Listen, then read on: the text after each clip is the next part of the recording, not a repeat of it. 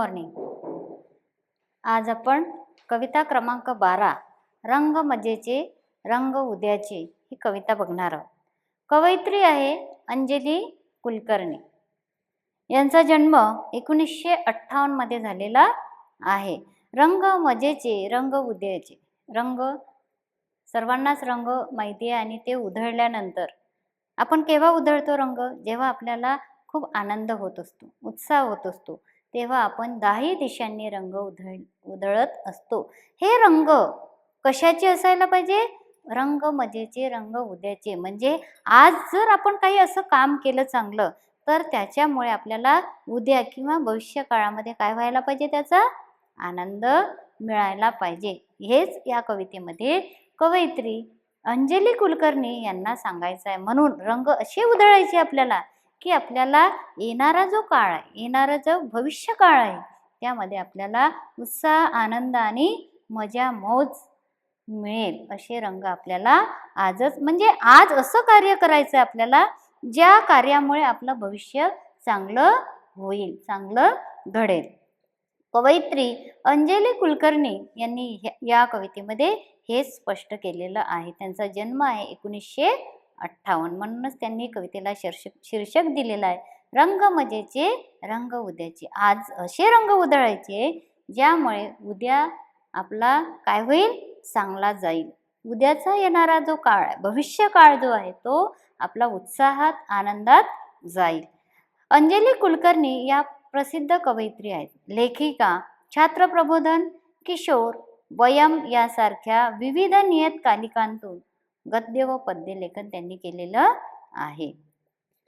कविताच नाही तर त्यांनी कथा देखील लिहिलेल्या आहेत, पाठ देखील लिहिलेला आहे. म्हणजे कवयित्री आणि लेखिका असं दोन्ही त्यांच्या नावावर नोंदवल्या जाऊ शकते. मी एक स्त्री जातीय अस्वस्थ आत्मा, संबंध, बदलत गेलेली सही, रात्र, दुःख आणि कविता हे त्यांचे कविता संग्रह प्रसिद्ध आहेत.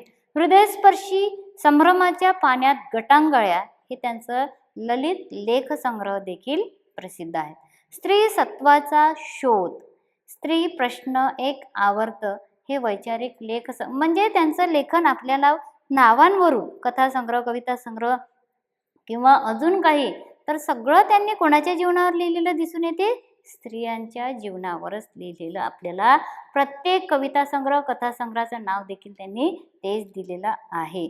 2 काव्य संग्रहांना राज्य शासनाचे पुरस्कार देखील त्यांना मिळालेले आहे. म्हणजे एवढे चांगले त्यांचे ते काव्य संग्रह ठरलेले आहे. महाराष्ट्र साहित्य परिषद, मराठवाडा साहित्य परिषद, भगिनी निवेदिता प्रतिष्ठान, कामगार साहित्य परिषद, गदिमा प्रतिष्ठान यासारख्या अनेक संस्थांच्या पुरस्कारांनी देखील त्यांना सन्मानित करण्यात आलेलं आहे. गदिमा पुरस्कार म्हणजे गजानन दिगंबर माडगुळकर यांच्या नावाचा हा गदिमा पुरस्कार असतो आणि तो मिळणं खूप मोठी गोष्ट आहे. या विविध नामवंत पुरस्कारांनी देखील अंजली कुलकर्णी यांना जबरदस्त लेखन शैलीसाठी किंवा जबरदस्त लेखनासाठी त्यांना पुरस्कार प्रदान करण्यात आलेले आहे. म्हणजे त्यांचं लेखन हे खूप चांगलं आहे हे आपल्याला यावरून दिसून येते. या कवितेमध्ये त्यांनी काय सांगितलंय? त्यांना काय सांगायचं आहे नेमकं? जागतिकीकरणाच्या या काळात संगणक युग अवतरलेले असले तरी माणसाचा मातीशी असलेला जिव्हाळ्याचा संबंध तुटता कामा नये. पर्यावरणाची जोपासना केली तर माणसाला कधीच काही कमी पडणार नाही. निसर्ग सौंदर्याच्या विलोभनीय आविष्कारात जगण्याचा खराखुरा आनंदही मिळेल असा दृष्टिकोन कवयित्रीने या कवितेत मांडलेला. म्हणजे आता आपण आधुनिकीकरणाकडे किंवा सगळं जग हे कसं झालेलं आहे? विज्ञानाच्या दृष्टीने खूप समोर गेलेलं आहे. पण आपल्याला त्या विज्ञानासोबत तर चालायचंच आहे, पण आपल्या मातीला विसरता कामा नये. कारण जे काही आपल्याला मिळत आहे ते कुठून मिळत आहे? या मातीतूनच मिळत आहे. हेच कवितेमध्ये अंजली कुलकर्णी यांना खूप आधुनिक प्रगती झाली असली तरी सुद्धा आपल्याला जो आपला एक प्रकारचा जुनी जी परंपरा आहे, मातीतून आपल्याला ज्या काही गोष्टी मिळत आहे ते आभार आपल्याला कुठेतरी विसरायला नाही पाहिजे. तर आपण त्याप्रती कसं राहायला पाहिजे? कृतज्ञ न राहता कृतज्ञ राहायला पाहिजे, हे कवयित्री अंजली कुलकर्णी यांना या कवितेमधून सांगायचं आहे. म्हणजे आपण जर मातीशी आपलं नातं न तोडता जोडूनच ठेवलं, तिचे उपकार जर मानतच राहिलो, तर आपल्याला कुठेच काहीही कमी पडणार नाही. कारण जे काही आपल्याला आपल्या दैनंदिन गरजा भागवण्यासाठी मिळत आहे ते कुठून मिळत आहे?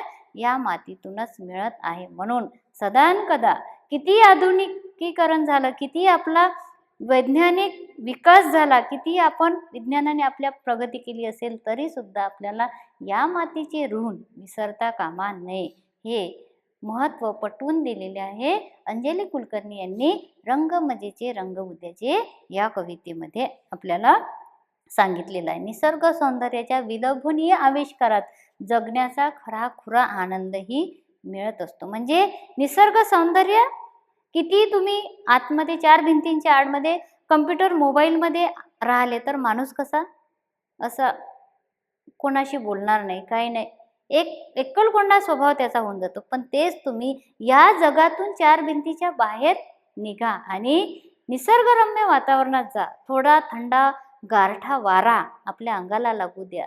फुलांकडे बघा, पानांकडे बघा, पक्ष्यांकडे बघा. मग मात्र तुमच्या चेहऱ्यावरचं तेज जे आहे ते कसं होईल? खुलून येईल. म्हणून या आधुनिकीकरणातल्या जीवनामध्ये न राहता तुम्ही बाहेर निसर्ग सौंदर्याच्या वातावरणात जा, त्याच्याशी जवळीक साधा, हे या कवितेमध्ये कवयित्री यांनी पटवून दिलेलं आहे. फुलाफुलांचे दाट ताटवे जिथे पोचते दृष्टी, रंगमजेचे रंग उद्याचे जपून ठेवू सृष्टी. धान्य देईना संगणक हा, काळी आई जगू मातीमध्ये जे हात राबती, तयास देऊ पुष्टी, रंगमजेचे रंग उद्याचे.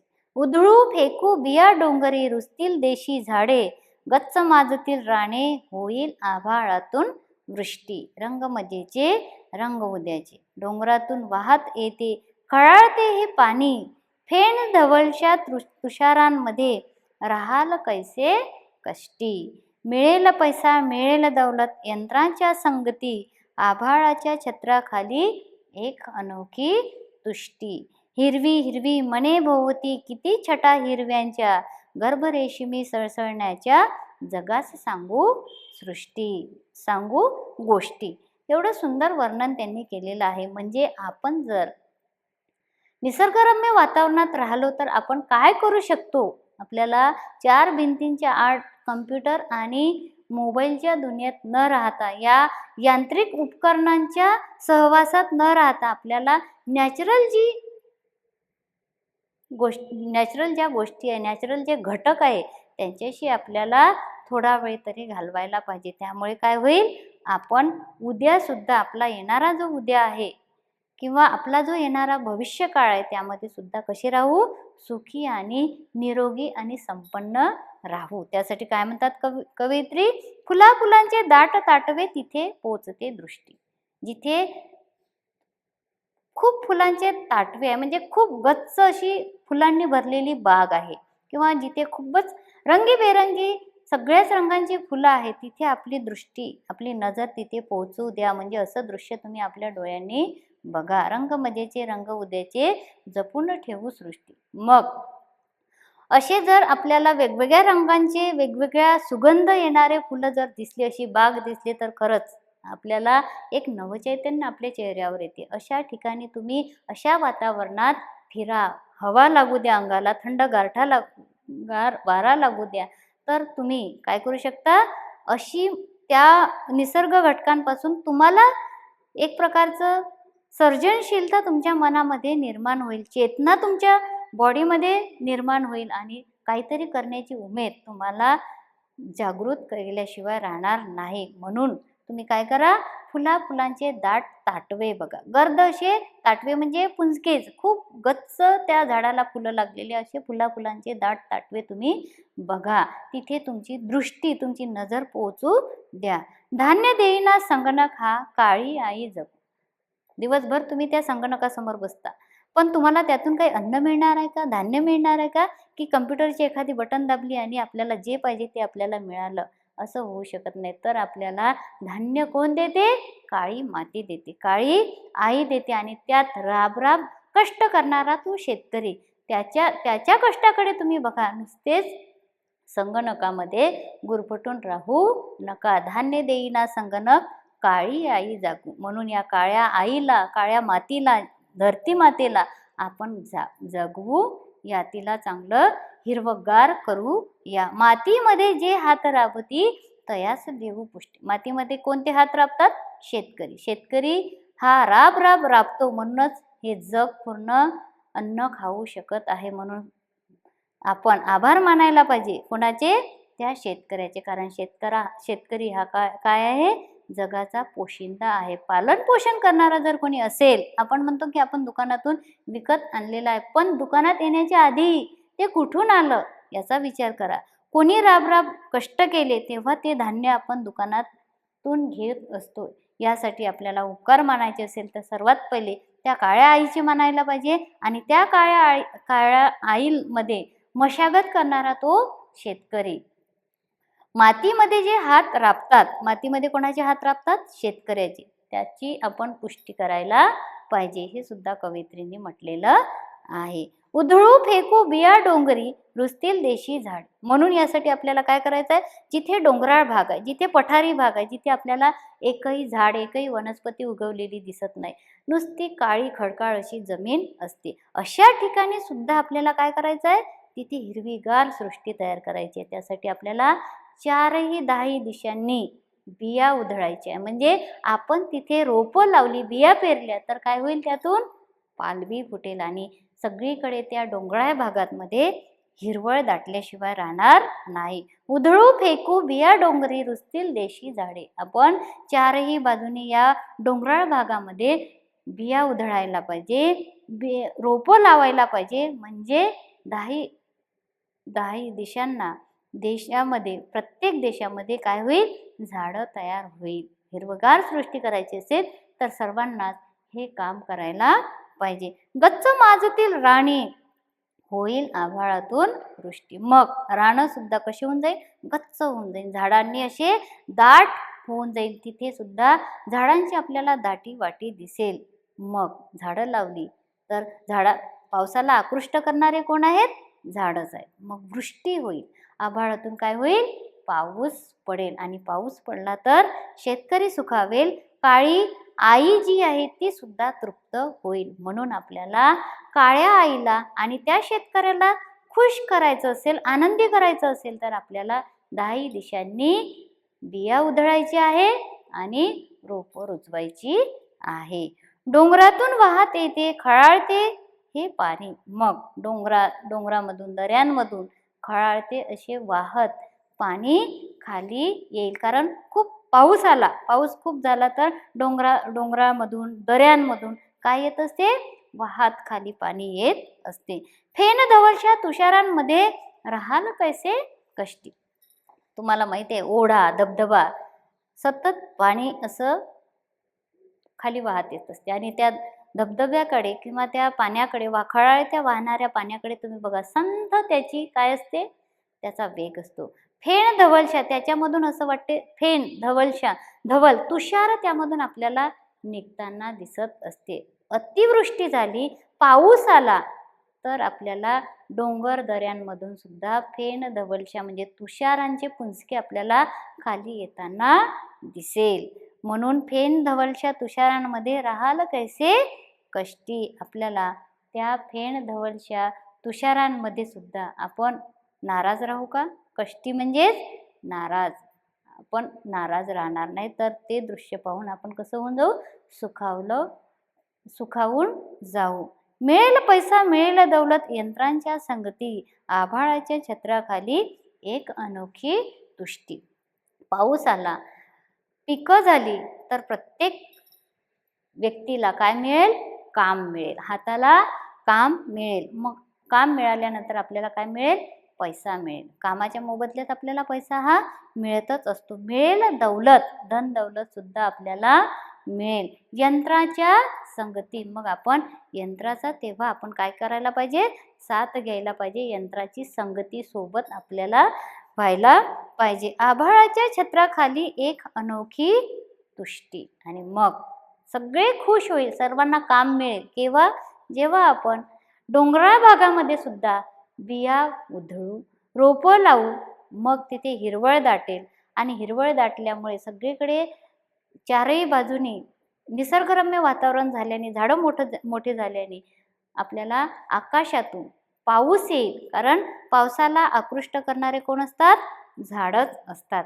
पाऊस आला की डोंगराळ भागातून, दऱ्याखोऱ्यांमधून पाणी खळाळतं, जमिनीवर वाहतील. त्यामुळे शेतकरी सुखावेल, काळी आई सुद्धा तृप्त होऊन जाईल. मग प्रत्येक नागरिकाच्या, प्रत्येक व्यक्तीच्या, या धर्तीवरील नागरिकाच्या, व्यक्तीच्या हाताला काम लागेल आणि काम लागल्यानंतर त्याला मग कामाच्या मोबदल्यात पैसा मिळेल, दौलत मिळेल आणि मग तो सुद्धा काय होऊन जाईल? आनंदी होऊन जाईल. मग आभाळाच्या छत्राखाली सगळेच लोक जे आहेत, या छत्रछाया आपल्याला कोणाची आहे? आभाळाचीच आहे. आणि पृथ्वी कोण आहे? आपली आई आहे. या आभाळाच्या छत्राखाली सगळेच लोक आनंदी, सुखी आणि एक समानतेचं जीवन जगेल. एक अनोखी तुष्टी, हे सगळं दृश्य पाहून सगळे कसे होऊन जाईल? तृप्त होऊन जाईल, मन समाधान होऊन जाईल. एक अनोखी तुष्टी आपल्याला इथे पाहायला मिळेल. हिरवी हिरवी मने भोवती किती छटा हिरव्याच्या, गर्भरेशिमी सळसळण्याच्या, जगास सांगू गोष्टी. आणि मग सर्वांची मनं त्या कम्प्युटर आणि मोबाईलसारखी अशी निर्जीव होऊन जाईल का? नाही. निसर्गरम्य वातावरण, सगळीकडे हिरवळ, ओलावा, ज्याप्रमाणे मातीत ओलावा तयार होईल तसा आपल्या मनांमध्ये सुद्धा दुसऱ्यांच्या प्रती काय होईल? ओलावा निर्माण होईल. आणि सर्वांची मनं कशी होईल? उदास न राहता, खिन्न न राहता हिरवी हिरवी मने होईल. दुसऱ्यांच्या प्रती आपल्या मनामध्ये चांगली भावना निर्माण होईल. हिरवी मने म्हणजे दुसऱ्यांच्या विषयी जेलसी भावना, राग, लोभ या भावना विसरून आपण या धरतीचे लेकरे आहोत अशी भावना प्रत्येकाच्या मनामध्ये निर्माण होईल. म्हणून इथे म्हटलेलं आहे, हिरवी हिरवी मने भोवती किती छटा हिरव्यांच्या. प्रत्येक व्यक्तीच्या मनामध्ये हिरवं मन तयार झाल्यानंतर किती छटा तयार होईल या पृथ्वीवर? तुम्हीच विचार करा. म्हणजे सर्वच जण खुश होतील, सर्वांना पैसा मिळेल, सर्वांच्या हाताला काम लागेल. केव्हा?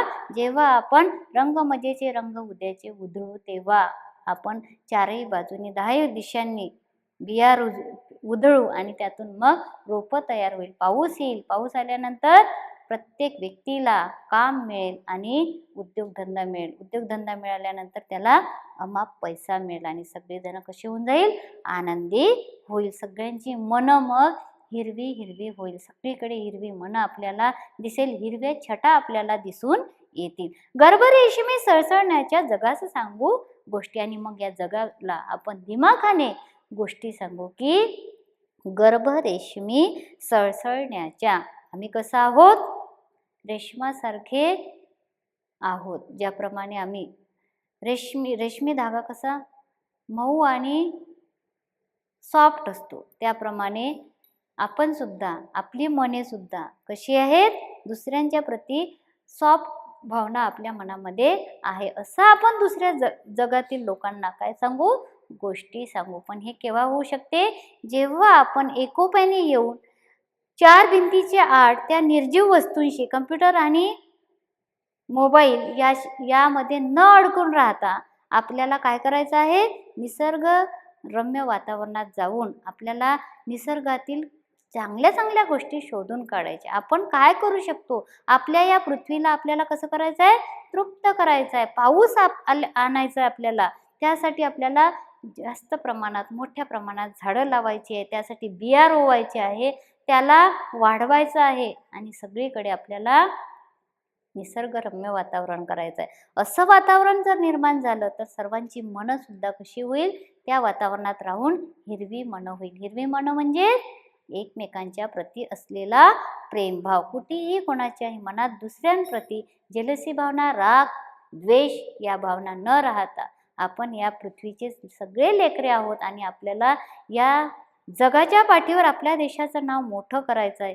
हेच या कवितेमधून कवयित्री अंजली कुलकर्णी यांना सांगायचं आहे. रंगमजेचे रंग उद्याचे यासाठी म्हटलेलं आहे कारण आज आपण जे काही केलेलं आहे त्याचा आपल्याला भविष्य काळामध्ये काय व्हायला पाहिजे? उपभोग झाला पाहिजे. हेच महत्त्व जागतिकीकरणाच्या युगामध्ये अंजली कुलकर्णी यांनी प्रत्येक व्यक्तीला, प्रत्येक नागरिकाला, येणाऱ्या पिढीला सुद्धा या कवितेतून मोलाचा संदेश दिलेला आहे. कविता छोटीशी आहे पण खूप चांगली आणि भविष्य काळाकडे वाटचाल करणारी आहे. चित्रामध्ये तुम्हाला दिसत आहे, चित्र कवितेमध्ये बघा की येणारी पिढी जी आहे याचं ध्येय कुठे असायला पाहिजे, उच्च कोटीचं असायला पाहिजे.